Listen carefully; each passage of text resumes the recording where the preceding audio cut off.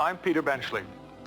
When I wrote a novel called Jaws, I was faced with a fascinating challenge. How to describe the instincts of a beast that is so perfect that it has never needed to evolve. Well, to write about sharks is one thing, but to venture into their world is something else.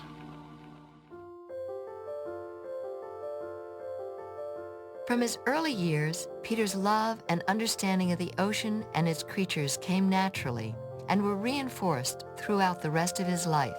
Since 1960, hundreds of people have reached the summit of Mount Everest. More than a dozen astronauts have touched the surface of the moon, but only 2 men have reached the deepest part of the ocean. Most important, we must begin to think differently about these wonderful creatures, to see them for what they really are.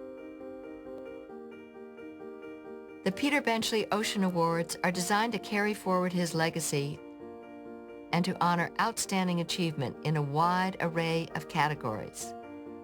The work you are doing is vital and extraordinary.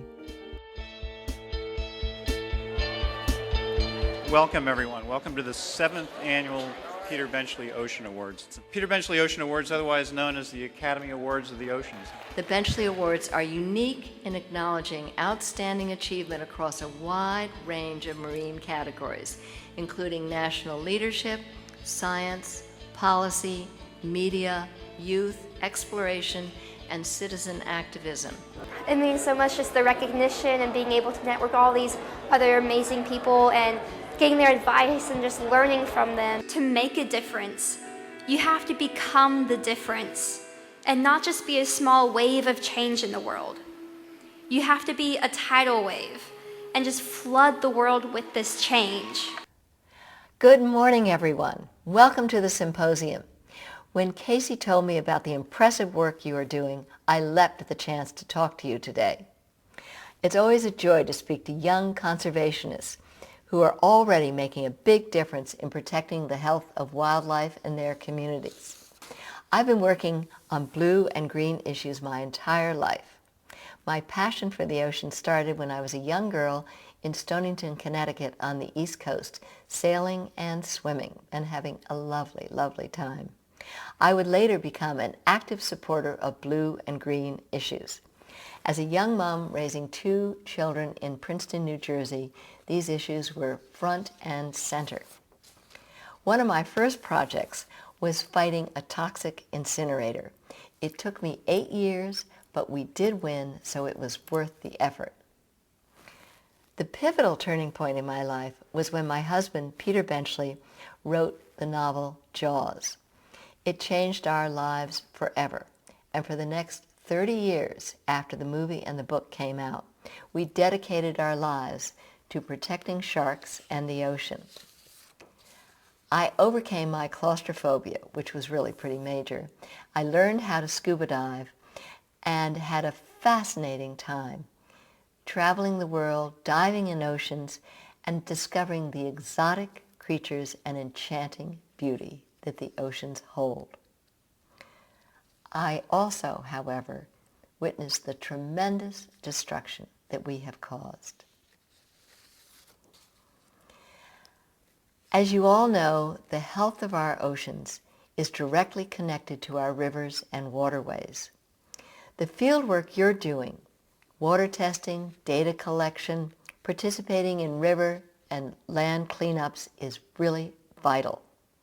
Your knowledge of this upstream-downstream connection already puts you in a leadership position.